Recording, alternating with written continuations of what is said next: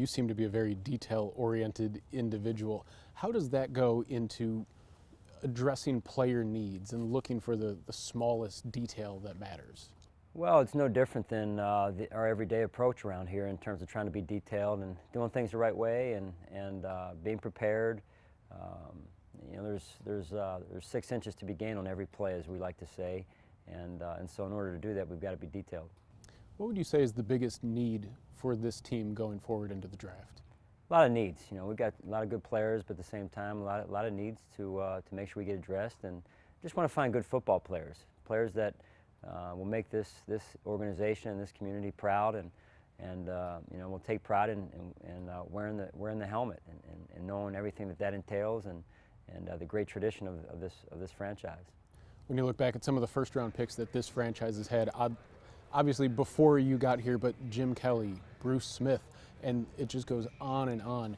How exciting is it for your first draft to have the opportunity to lay another big foundational piece like those guys? Oh, it's hugely exciting. I mean, I don't even know if that's a word, but I'm fired up about it. I'm fired up about the whole process with our scouting department and the meetings that have taken place and the ones that will still take place with our coaches and that dynamic and watching that unfold.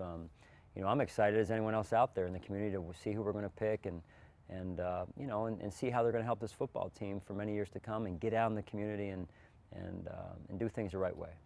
A lot of diehard fans know the hand measurements and 40 times from players at the combine down to the smallest tenth of an inch. What can you as a coach learn from those drills that you necessarily can't from game film? Well, you try and take some of that with a grain of salt. It's not the game that we play. It's information, and we put together a lot of information. Our scouts gather a lot of information, and there's power in that, so that we can make a sound decision for this organization moving forward, both in the short and long term. And we can get carried away. So at times we get carried away with some of the gymnastics of that, as they call it. And at the end of the day, it's about football and good instincts. I've heard it also referred to as the Underwear Olympics. Underwear Olympics, right.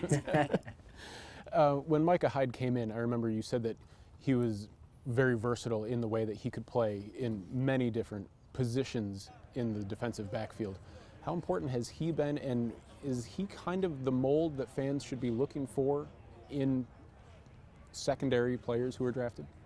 Well, he's the mold in terms of off the field, I believe, in terms of the quality of the individuals, the quality of the people that we're trying to bring in here to play football for this organization, and so that, from a mold standpoint, after that they come in all different shapes and sizes, and that's the neat part about this draft, or the draft process in general, is we're gonna find some guys that are taller than others and smaller in other cases, and it's finding good football players with great instincts, toughness, and guys that we feel like can help us on Sunday afternoons. What's the most important attribute in a player that you're scouting that if this player has blank, he's our guy? I mean, you could name a number of them. I believe, I don't think there's any substitute for toughness. I think in addition to the character part, I'm kind of going off here, but you start with the character, you get into the toughness, and then instinctually, this is an instinctive game. It's football.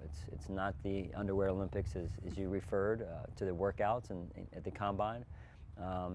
There's going to be a ball that's snapped, and you got to be able to find the ball on defense, and execute on offense, and then do your job on special teams. So we're looking in all three phases to help this football team. I have two final questions. They're pretty easy. One, where's the best place for cheesesteaks in Philadelphia?